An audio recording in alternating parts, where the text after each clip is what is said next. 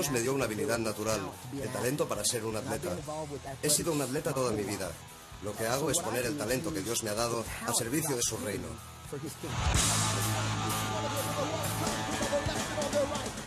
Dios me dio estas habilidades y talentos y las usamos para el reino de los cielos. ¿Y cómo se traduce esto? Bueno, se traduce en las demostraciones de fuerza que hacemos en el escenario. Rompemos bates de béisbol, soplamos bolsas de agua hasta que explotan, rompemos grandes muros de hielo y cemento. Y alguien dirá, ¿qué tiene que ver esto con la fe? Pues en realidad absolutamente nada. Hacemos las demostraciones de fuerza para captar la atención de la gente, porque si consigo captar su atención, entonces oirán lo que tengo que decirles.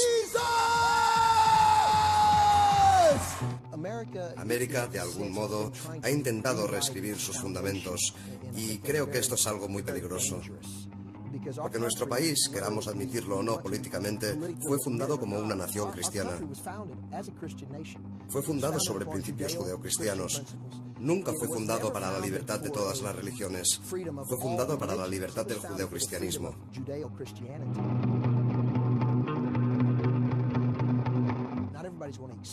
No todo el mundo estará de acuerdo, pero esto no cambia que lo que América tiene es el excepcionalismo.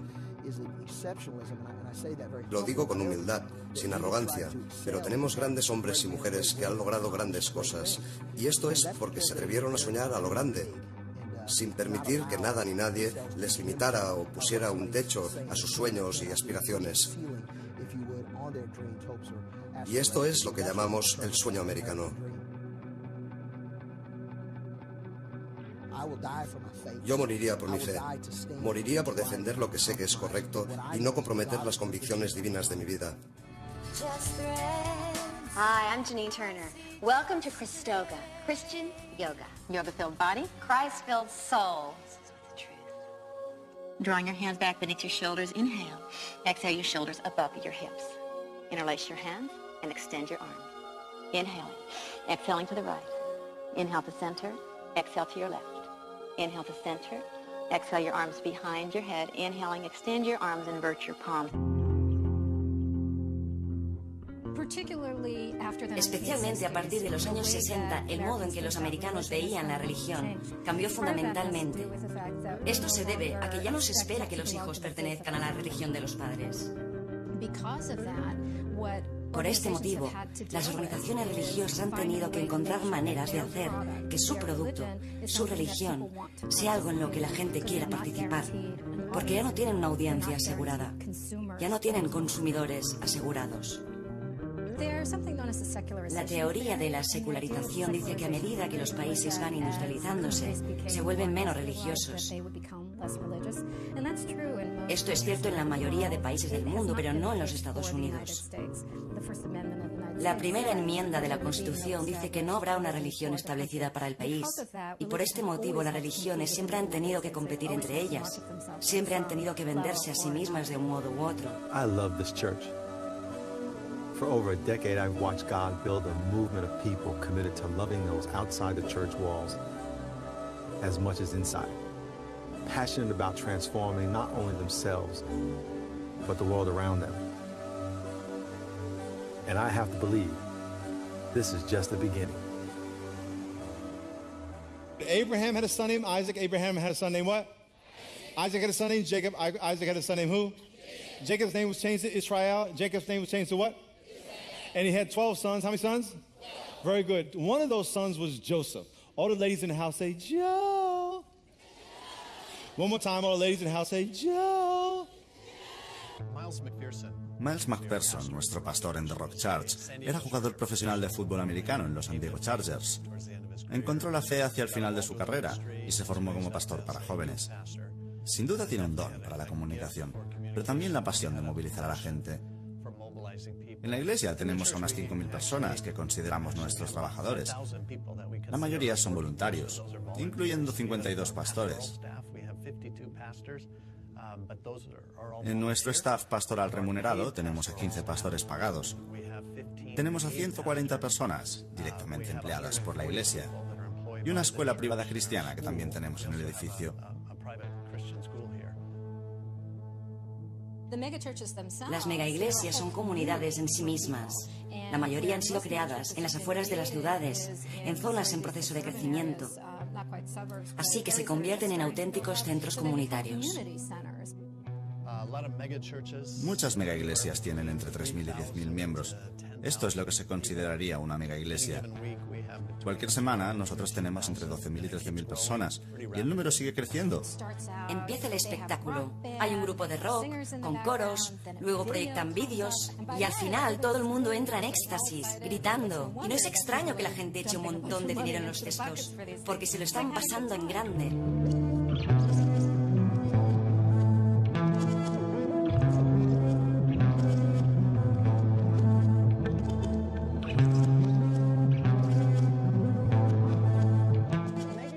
Una megaiglesia es suficientemente grande como para que puedas creer que esa es la iglesia, que ahí es donde regresará el Mesías, que esa es la que Dios está contemplando en ese momento, que esto es Woodstock y estamos allí. Además, es algo autosuficiente. Estás allí y es como estar en el centro comercial. Hay de todo. Tu dentista está en la megaiglesia, tus profesores están en la megaiglesia, tu escuela está allí. Un tamaño que lo abarca todo. Y este tamaño es mega. Es como, bienvenidos a América. Esta es la celebración de Disney. El materialismo es la religión. La mayoría de nuestros predicadores cristianos más famosos son predicadores de la prosperidad, diciendo Jesús quiere que tú seas rico. Oh, Lord, I need $100,000. Hey, by next week, I felt 50,000, right? Hey, there go 30. I shot out 20. That ain't how it happened. That's not how it happened. You're not giving the blessing anything to multiply. Listen, folks, everything else is a fantasy. It's not falling out of heaven. God's not raining money out of heaven. It's not going to happen. You're going to have to get involved with your money. En los Estados Unidos hay pocas formas de experimentar el éxtasis. Esa sensación de trascendencia y de sentirse en comunión con el resto de la gente. Esta tradición ha sido reprimida en nuestro país. Y el consumismo es una alternativa, una forma de experimentar esta sensación. El proyecto americano siempre ha intentado fusionar el consumismo con la religión, convertirlos en una misma cosa.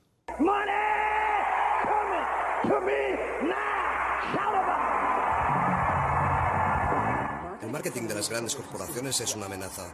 Las grandes corporaciones están usando estrategias religiosas. Te amenazan, te dicen, si no compras nuestro producto no serás joven, no serás poderoso, no tendrás estatus, no tendrás la vida eterna, no llegarás a la tierra prometida.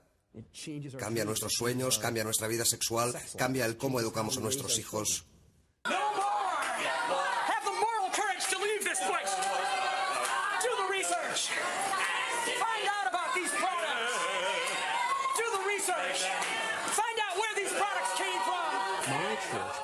Mi iglesia fue una respuesta al régimen fundamentalista del consumismo americano. Mickey Mouse es el anticristo, hijos míos. No quiero que os dejéis engañar por esta sarta de iniquidades. Coge a tu pequeña familia turista y camina calle abajo, lejos de la compañía Disney. Para ellos no sois más que un saco de dólares.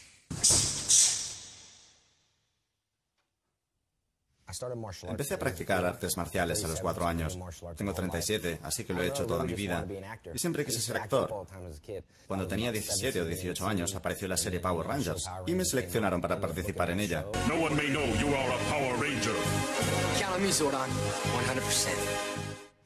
Hay muchas cosas que vienen con lo de actuar. Fama, dinero, no era lo que buscaba, yo solo quería ser actor. Luego me mudé a Texas y creé una marca de ropa llamada Jesús no se rindió. Somos la primera y única marca de ropa cristiana para luchadores de artes marciales mixtas.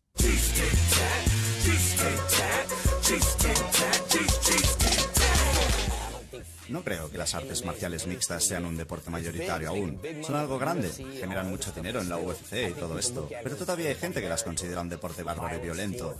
Lo son, no puedo decir que no sea violento, pero siempre desde la perspectiva del deporte.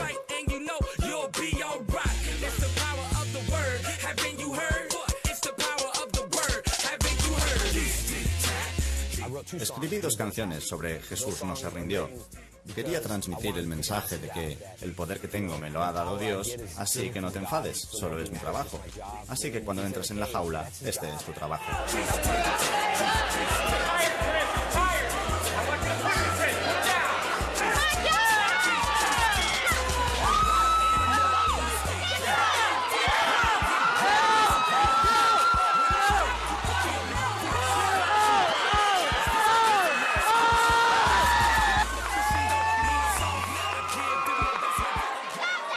Tengo otra camiseta en la que estoy trabajando ahora que dice, sin emociones, sin sentimientos, solo amor. P-O-R-K.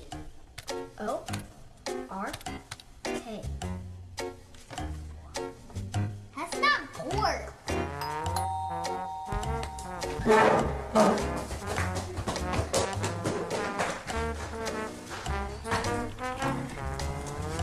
Hi, boys. Are you guys at least 18 years old? Sorry, we're only 21. Perfect. La industria publicitaria entiende perfectamente que el sexo vende. Es lo que más atrae a la gente. En nuestra cultura, una historia sobre sexo siempre tendrá una buena audiencia.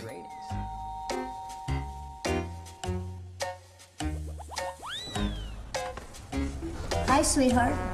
Lo que intentamos hacer es ayudar a la gente a que entienda que ver pornografía les va a crear unas falsas expectativas y esperanzas sobre lo que es realmente el sexo. Este proyecto se llamó xxxchurch.com y hace casi 10 años que lo empezamos. ¿Quién lo hubiera dicho? Ahora me conocen como el pastor porno y mi vida ha cambiado completamente. Most recent survey has suggested that evangelical Christians are 5 times more likely to be addicted to pornography because of issues of shame and the underground nature that the church has placed sexuality in. Ron, why is that? What's going on there? Why a higher rate of addiction in that population? Well, look, I was an educator. I used to be a school teacher. I have a master's in special ed.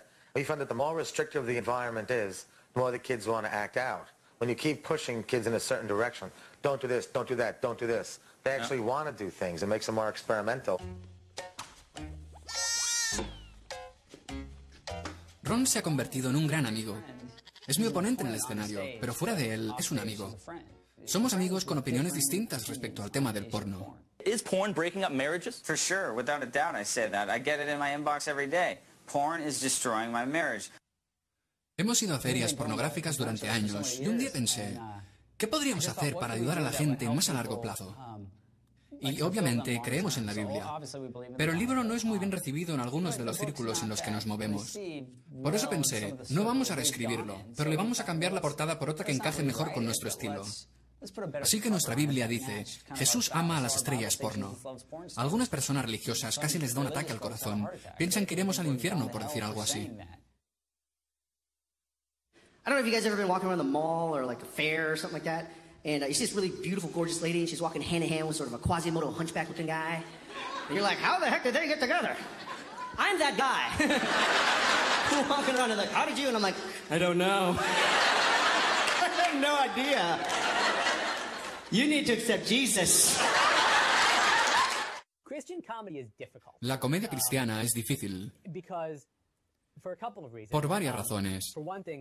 Para empezar, la comedia procede del dolor. La comedia ha sido generalmente una forma de expresar la rabia y la frustración, una forma de canalizarlas.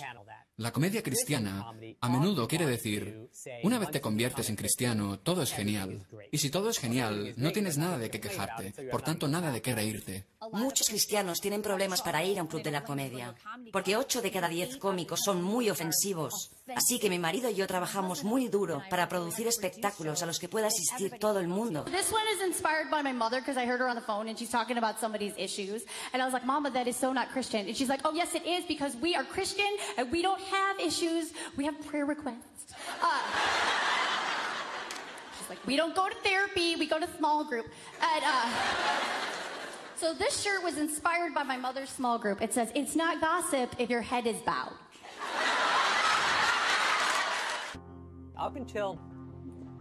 Hasta finales de los años 80, el pensamiento general dentro de la comunidad evangélica era, tenemos que separarnos de la cultura popular, porque es malvada, es Madonna, da miedo.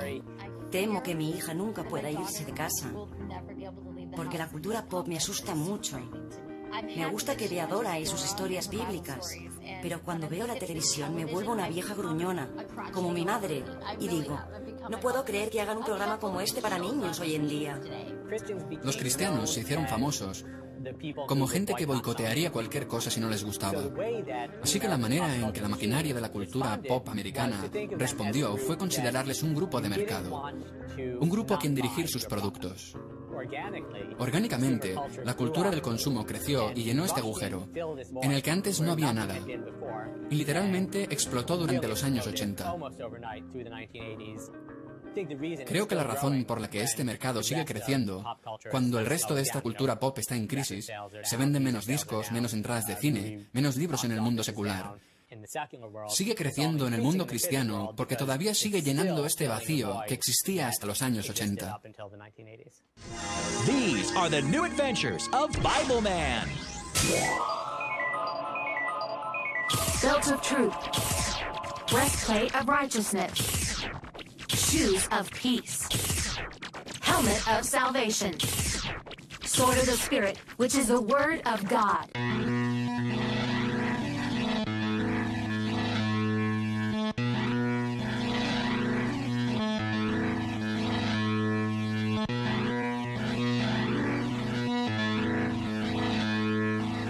Crecí en un hogar cristiano. Mis padres eran pastores nazarenos en West Texas. Yo no era cristiano, solo sabía 4 cosas. No quería creer en la Biblia ni en estas cosas. Pero a los 20 años perdí un amigo en un accidente de tráfico. Lo último que quería era hacerme cristiano, ya que todo el mundo hablaba de si mi amigo habría ido al cielo o al infierno. Finalmente me desengañé por completo de la religión y le dije a mi prometida que había decidido ser ateo. Esa noche tuve un sueño. En el sueño moría e iba al infierno. El día después de convertirme en ateo, me arrepentí y me entregué a Cristo. Nunca quise ser pastor ni tener una iglesia, pero en 1999 Dios me habló y me dijo, quiero que prediques. Le dije, ok.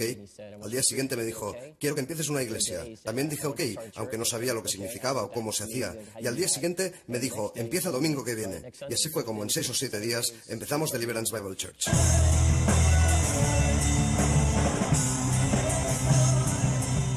Queremos conectar con Dios de una manera real. Hacemos música y rezamos tan alto como podemos y animamos a la gente a que se exprese por el Señor.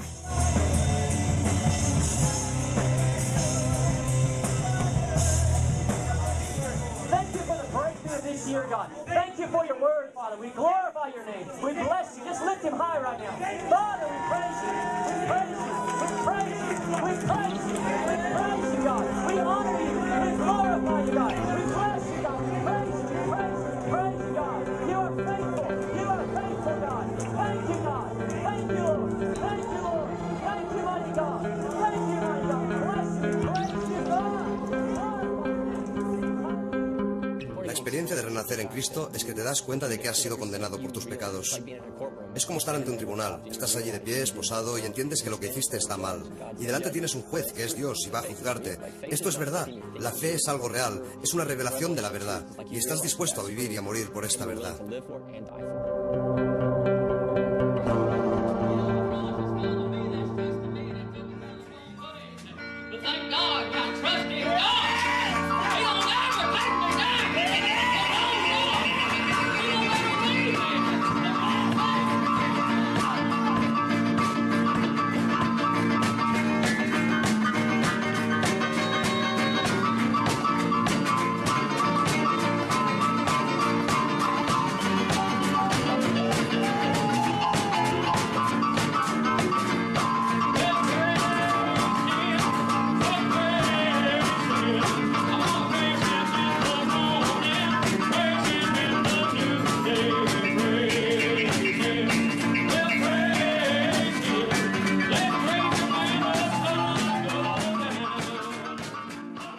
La fe es aquello que esperamos y de lo que tenemos evidencias. Si dices que crees en algo, tienes que demostrar que es aquello en lo que crees.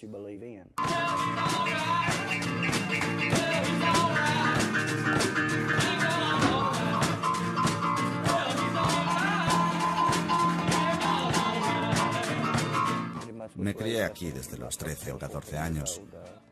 Originariamente somos de Kentucky. Cuando mi padre empezó en esto, un par de años después, sufrió una mordedura y murió. Nosotros lo continuamos desde allí. Hemos viajado mucho, pero finalmente decidimos hacer una iglesia en esta zona.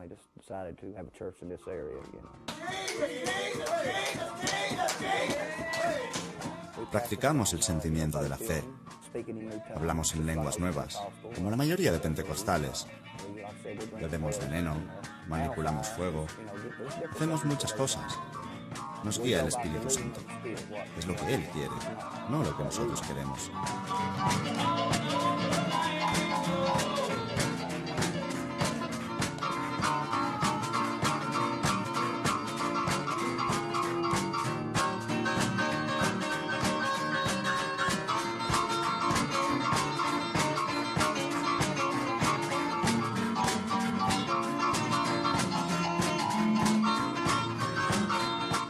Bueno, si nos muerden, lo primero que hacemos es rezar a Dios. Pero no tanto rezar para que la persona no muera, sino para que se cumpla la voluntad de Dios, sea cual sea. Aceptamos su voluntad, aunque ésta sea que la persona muera. Siempre depende de cómo se encuentre la persona que ha sido mordida. Si la mordedura es grave, solemos ir a casa de alguien y rezamos hasta que el proceso del veneno ha pasado por su cuerpo. Pueden ser 2 o 3 días. Depende de la gravedad de la mordedura. Por eso estamos tan convencidos de que tenemos la verdad. Porque los apóstoles murieron por ella.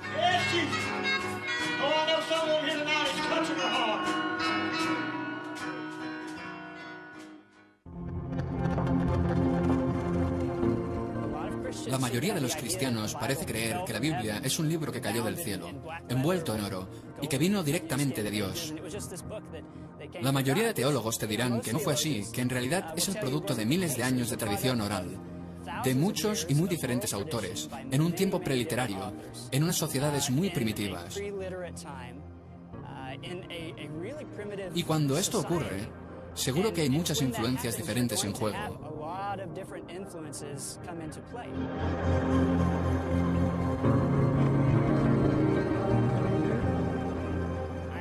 Tengo mucha incertidumbre respecto a la existencia de un infierno literal, porque puedo leer la Biblia y ver cómo este concepto ha evolucionado a lo largo de la historia. Creo que si el infierno fuera un lugar real y literal, habría sido así desde el principio, y no el resultado de una evolución cultural. Especialmente con la influencia de la cultura persa en los 2 o 3 siglos anteriores a la venida de Cristo. Y este tipo de miedo juega un papel muy importante en la Iglesia evangélica. Bueno, creo que aquí debo citar al dramaturgo Arthur Miller, que nos dio Las brujas de Salem o Muerte de un viajante. Él dijo que si la Biblia no trata sobre justicia, no trata sobre nada de nada. Yo no digo que hacerse preguntas sobre tu propia fe esté bien. Creo que en realidad no puedes tener fe si no te haces preguntas. El hacerse preguntas es la actividad de la fe. Empiezo con una historia sobre un pequeño pueblo donde la gente mantiene un trato muy familiar, donde sienten curiosidad por las vidas de los demás. Allí todo el mundo parece conocer el nombre de los demás. Y si visitaras este pueblo como un extranjero, algo de lo que te darías cuenta enseguida es que, pareciendo de lo más normal, la gente tiene el hábito de dirigir sus conversaciones, a veces de manera defensiva e incluso extraña, hacia una figura llamada el tío Ben. Cada semana suenan unas campanas y toda la gente de la comunidad va a la casa más grande del pueblo. Allí hacen lo que hacen siempre al llegar, se quedan en la planta baja, hablan entre ellos, se preguntan unos a otros qué tal va todo.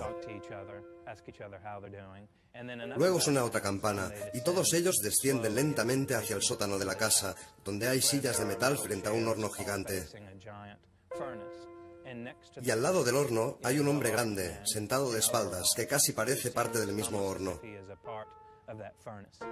La gente se va sentando, en silencio, mirando al hombre.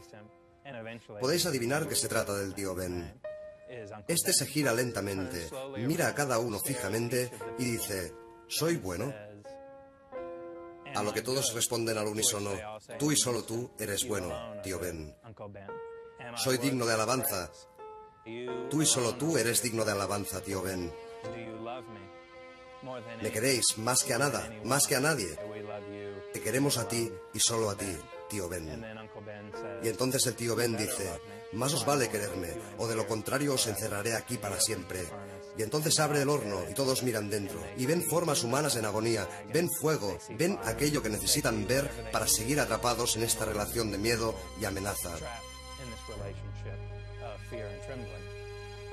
El tío Ben cierra el horno y gradualmente la gente, cuando está segura de que no dirá nada más, vuelve a subir por la escalera para vivir sus vidas lo mejor que pueden, pero nunca del todo libres de decir lo que han visto, de sentir lo que han sentido. Viven vidas de desesperación silenciosa, en las que detienen su propio pensamiento libre una y otra vez y son abandonados a su suerte en esta pesadilla psicológica.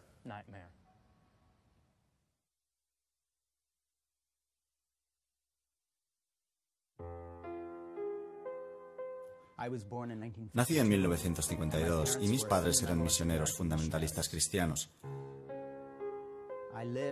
Vivía en un pequeño pueblo de los Alpes suizos, donde había más vacas que gente, unas 200 o 300 personas. Y mis padres me educaron en casa, de modo que no fui a la escuela con los niños del pueblo, sino que corría salvaje por la montaña. Esencialmente me crié en medio de una comuna hippie cristiana, así que tuve una infancia muy extraña, comparada con la de nadie a quien haya conocido desde entonces.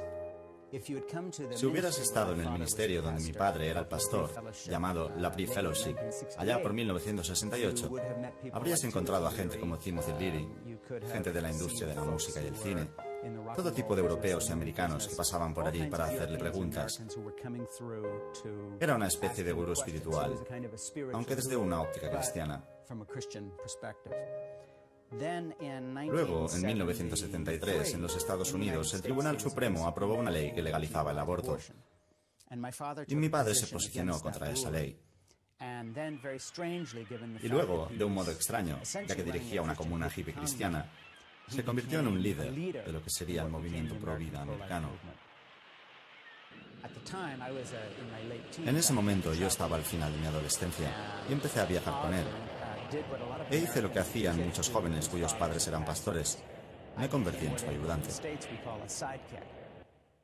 Así que durante 10 años de mi vida, hasta los 20 y tantos años, trabajé muy estrechamente con mi padre y me convertí en alguien bastante conocido en ese círculo. Otros nombres eran gente como el reverendo Jerry Falwell, Pat Robertson, que empezó un famoso programa de televisión. We need to remember the term sodomy came from a town that was known as Sodom. Pero esencialmente la derecha religiosa fue una reacción contra los años 60. Amor libre, permisividad sexual, homosexualidad aceptada socialmente, integración en las escuelas, porque también había un componente racial en esto. La prohibición de la plegaria en las escuelas públicas por el Tribunal Supremo, debido a la separación entre Iglesia y Estado. Todos estos asuntos colisionaron con un grupo de americanos blancos de clase media, gente conservadora, en su mayoría evangélica y fundamentalista, que sentía que unas fuerzas ajenas les estaban robando su país. I have a dream that one day this nation will rise up, live out the true meaning of its creed. Free at last, free at last. Thank God Almighty, we are free at last. Well, I grew up in beautiful downtown Anaheim. Crecí en la preciosa Anaheim, al lado de Disneylandia, a principios de los años 50, cuando la única banda organizada de la ciudad era el club de Mickey Mouse. Lo llamábamos Clanaheim, porque el Ku Klux Klan por aquel entonces dominaba la ciudad. Y la gente de mi color era una cosa rara y escasa en Orange County.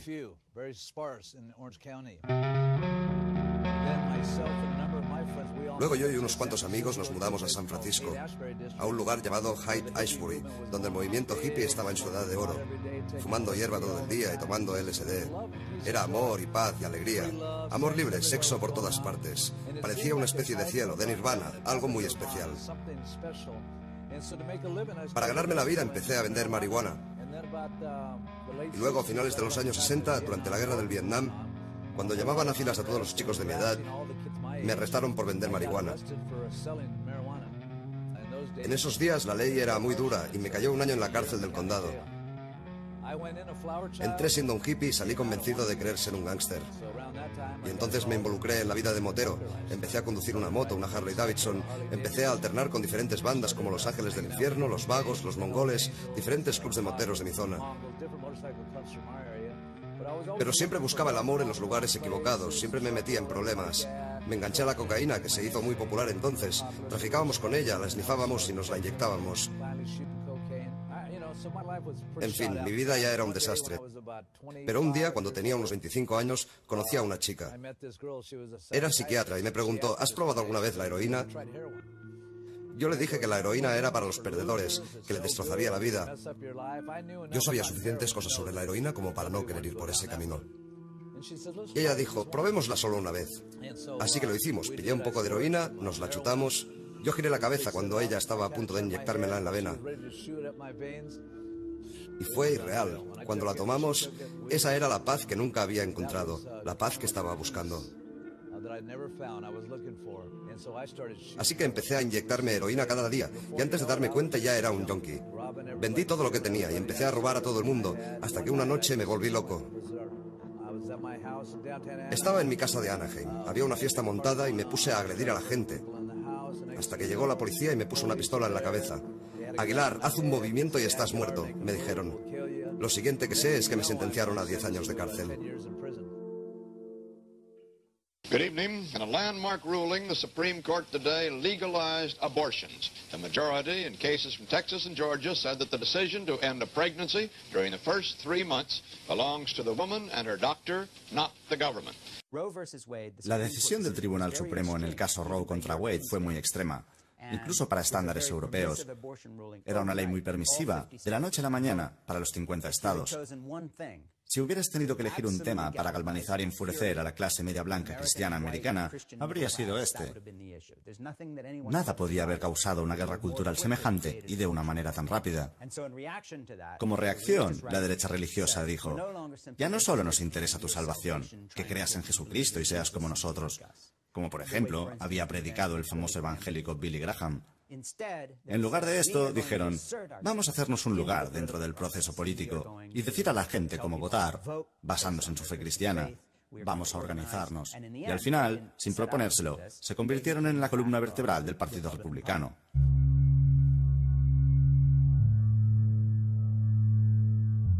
Nuestra visión es ayudar a los padres a enseñar a sus hijos la historia de América, de dónde venimos y hacia dónde vamos. En Generación Joshua les enseñamos a los adolescentes que ellos también pueden marcar la diferencia. Tal vez no tengan edad para votar, pero nosotros creemos que los adolescentes pueden ayudar mucho. Nuestros miembros han trabajado voluntariamente en campañas de candidatos que comparten nuestros valores. Candidatos pro vida, que creen en la familia tradicional, que apoyan la educación en casa, los derechos de los padres, un rol limitado del gobierno federal. Y gracias a su trabajo, hemos logrado elegir miembros del Congreso que comparten nuestros valores.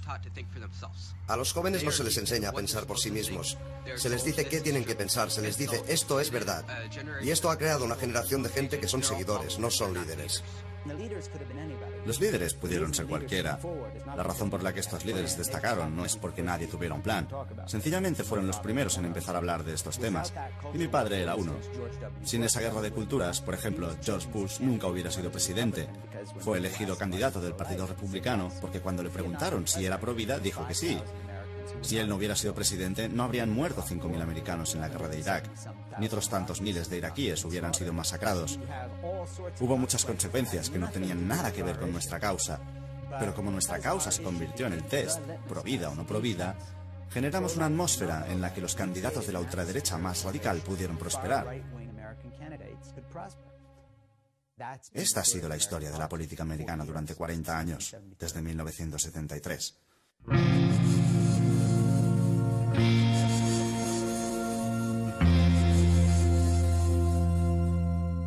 Me enviaron a la prisión estatal de Chino para cumplir mi condena. Estando allí, una noche, un hombre dijo que fuéramos a la capilla. Todos los prisioneros religiosos que salgan al pasillo y que vayan hacia abajo. So I got out, I walked down that hall with some other inmates, went into a little room, just a little small room, because we heard some ladies were going to be there coming in to sing, and we wanted to go look at the ladies. Beautiful bait. Pensé, bueno, quiero salir de mi celda, así que iré a echar un vistazo. Y cuando llegué a aquella habitación pequeña, había un hombre que hablaba sobre Jesús. Dijo que Jesús perdonaría cualquier pecado a cualquier persona. Le hice un par de preguntas porque no podía creer que con los pecados horribles que había cometido durante tantos años, alguien pudiera perdonarme. El trato parecía demasiado bueno para ser real. And two of us stood up. Never forget that. Two of us stood up in that chapel, and we gave our lives to Jesus. Pasaron un par de años y me soltaron. Volví a las calles y sentí que algo dentro de mí me decía, quiero que me sirvas. Y era como si Dios en el cielo le estuviera hablando directamente a mi corazón, diciéndome esto. You know, there's trouble on the streets everywhere. Drugs, prostitution, crime, everywhere you go. Somebody's got to get out there and tell them about Jesus Christ. Así que puse en marcha una casa de acogida. Primero tuve a 4 personas, luego a 6, y al final llegué a tener más de 30 casas alojando a unas 200 personas. Era toda una comuna para Jesús.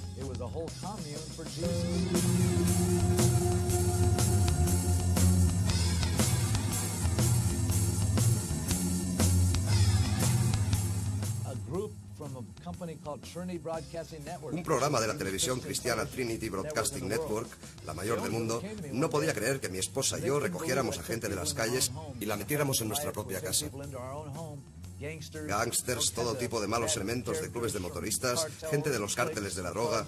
Me preguntaron, ¿no te da miedo esta gente lo que pueden hacerle a tus hijos? Yo contesté, no, me preocupa más lo que mis hijos les podrían hacer a ellos. Yo no sabía la bendición que podía ser salir en televisión, o la maldición en la que se podía convertir. Nuestra iglesia era un almacén, sin aire acondicionado, sin bancos acolchados, y cada mes seguíamos creciendo a centenares. Y antes de darnos cuenta estaba a reventar. Venían miles de personas. La gente nos preguntaba, ¿qué ocurre aquí? Y yo les decía, Dios se mueve. Y luego en esa cadena de televisión me dieron un programa nocturno el viernes y todo se hizo más grande, demasiado grande para nuestro sitio. Nos mudamos a otro sitio más grande, que quedó otra vez pequeño, y al final acabamos alquilando un estadio para 8.000 personas. Y entonces era demasiado grande, demasiados problemas con la policía, los altavoces estaban demasiado altos y la gente era demasiado salvaje. Los del Consejo Municipal me dijeron, estamos asustados, ¿y ahora qué pasa si toda esta gente decide no seguir más a Dios y seguirte a ti? Luego hubo algunos predicadores, pastores de Calvary Chapel, los del Jesus Movement, los hippies, Chuck Smith y todos aquellos conservadores que había en Orange County, que empezaron a decir que yo era el líder de un culto, que era como Jim Jones o David Koresh. Beware of Set Free. They will do and say anything in order to have people join their cult-like group. They speak about Jesus Christ and they claim to be Christians, but be warned, they are not real Christians.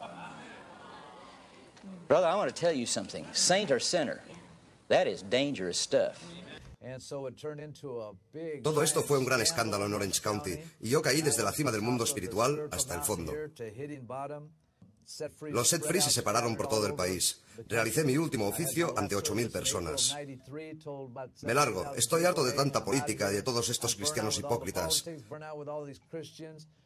Me mudé a Venice Beach. Es un sitio en el que crees que puedes esconderte por todos los freaks de la naturaleza que hay por allí. Pero la gente seguía diciéndome, Pastor Phil, ¿rezaría usted por mí? Ahí me di cuenta de que nunca podré abandonar la llamada de Dios. Ahora, en este último año, estamos organizando otra vez nuestras iglesias, nuestros soldados y nuestras misiones, preparándonos para el rock and roll y para compartir al Señor como los chicos malos del cristianismo a escala mundial.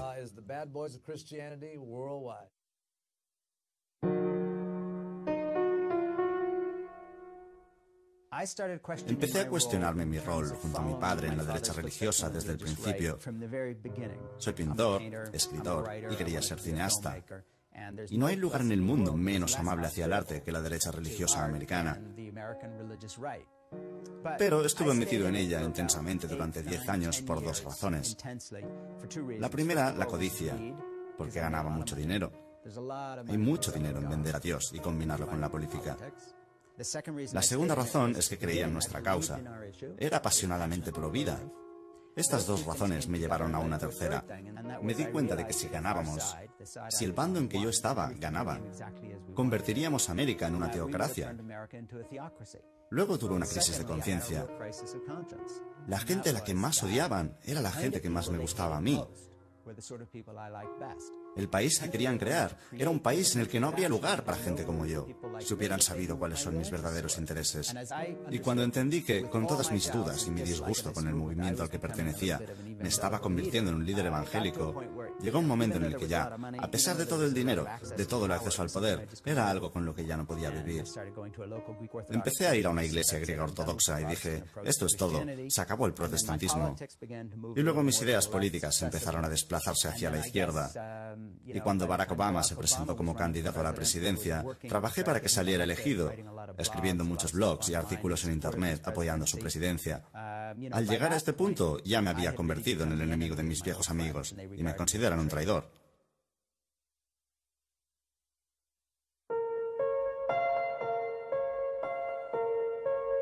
La Asociación Legal para la Defensa de la Educación en Casa es una organización internacional dedicada a la protección de la libertad de educación en casa, o sea, el derecho de los padres a dirigir la educación de sus hijos.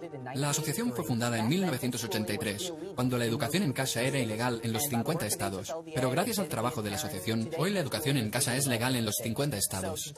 Así que hoy los padres tienen la elección, pueden enviar a sus hijos a la escuela pública, a la privada, o pueden educarlos ellos mismos en casa. Hay muchos padres que educan a sus hijos en casa porque quieren educarlos mejor. Pero hay todo otro movimiento que lo que quiere es proteger a sus hijos de lo que ellos consideran las malas ideas.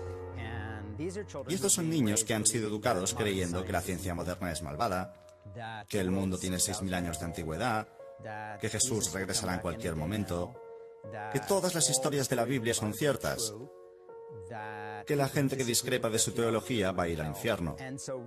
Entonces, estamos hablando de niños que han sido criados en un universo paralelo. En una gran parte de los Estados Unidos hay una crisis de realidad. Una razón por la que una parte importante de la retórica política en este país es tan reticente a la razón o a las pruebas empíricas es porque la realidad aglutinadora de la derecha religiosa es totalmente impermeable. Han creado una realidad completamente alternativa, que desde dentro es completamente consistente. El Museo de la Creación pertenece al Ministerio Respuestas en el Génesis. Aquí queremos enseñar a la gente que se puede confiar en la Biblia, desde el primer libro, el Génesis, hasta el último, el Apocalipsis, que la ciencia confirma los eventos históricos que ocurren en la Biblia. Así que tenemos a muchos científicos en nuestro equipo, científicos a tiempo completo, con doctorados, que han creado estas exposiciones que os demostrarán que podéis confiar en la Biblia, incluido el libro del Génesis. Es imposible en la mayoría de sistemas escolares enseñar la ciencia de la creación junto con la de la evolución. Los tribunales siempre han actuado en contra de enseñar el creacionismo en las escuelas públicas. La educación pública y la idea de un cierto cuerpo de conocimientos compartidos, unas bases de realidad compartida, es muy importante para la vida cívica. Cuando no estás de acuerdo en el más básico de los hechos, la más básica de las realidades, cualquier tipo de debate resulta inútil e imposible. How did I fit the dinosaurs? This ark is huge.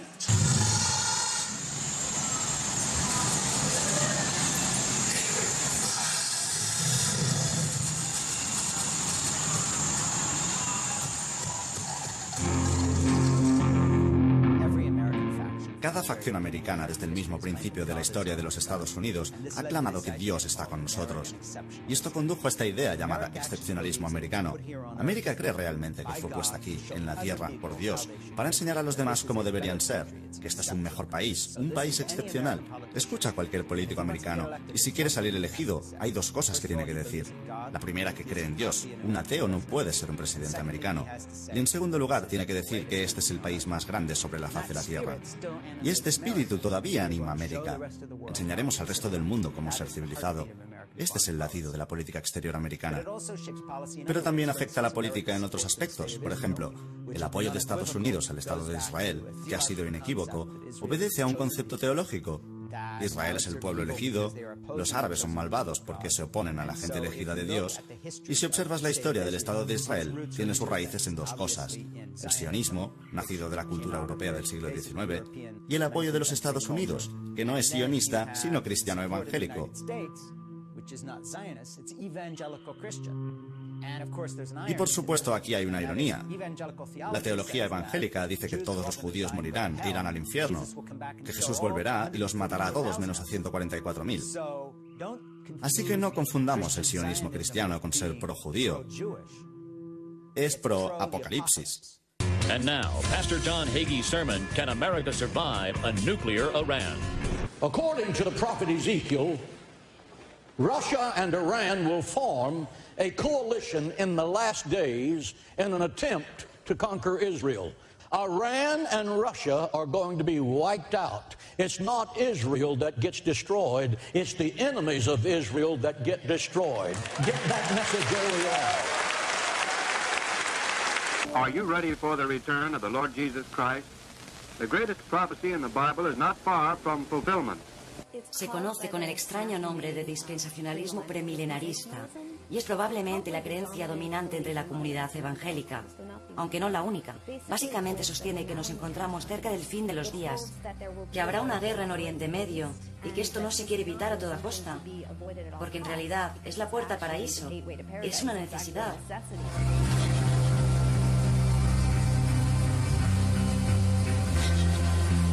George Bush creía en esto.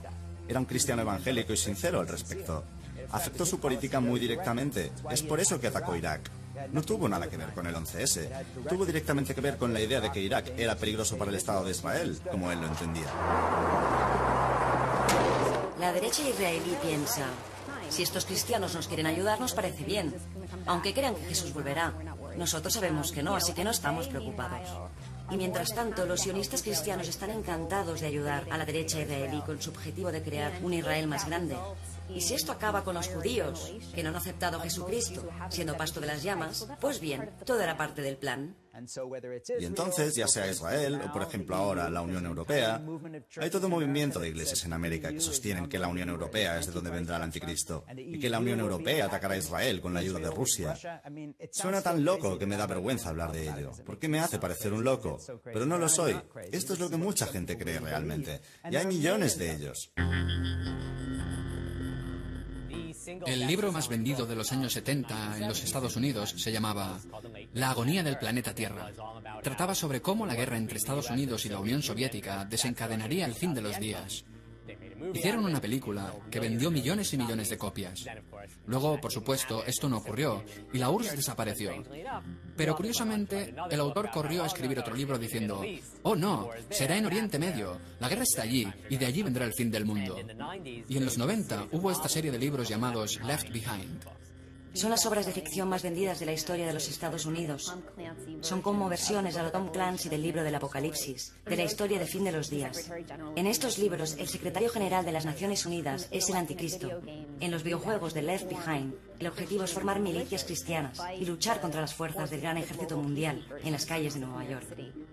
Mucha gente leyó estos libros y, a pesar de ser ficción, se los creyeron como si fueran verdad. Así que creo que la visión que la mayoría de los americanos tiene del fin de los días viene de estas novelas. The mainstream, not just media, but culture, doesn't sufficiently take stock of the fact that within our culture we have a subculture which is literally a fifth column of insanity that is bred from birth through homeschool, Christian school, evangelical college, whatever, to reject facts. Can Christianity be rescued from Christians? La gente me pregunta a quién voté la última vez. Y voté a Hillary Clinton. Quería que ella fuera presidenta porque me imaginé que sería la primera en apretar el botón rojo y volarlo todo por los aires. Estoy impaciente por ir al cielo.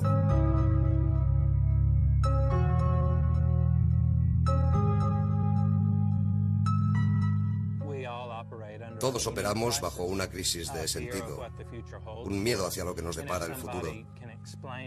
Y si alguien nos lo puede explicar de una manera simple, y de modo que todos aquellos que no nos gustan sean condenados al fuego eterno, o por lo menos apartados del camino de manera que ya no tengamos que pensar más en ellos, esta idea del fin de los tiempos siempre tendrá su público.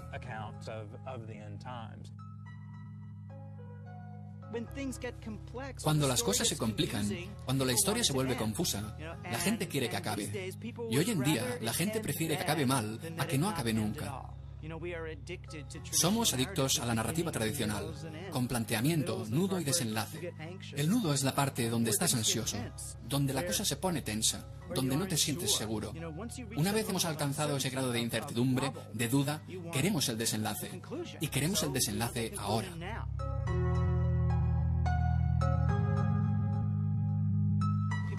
La gente se siente reconfortada ante la muerte, se siente reconfortada ante el fin. La idea del fin va unida a la de la creación.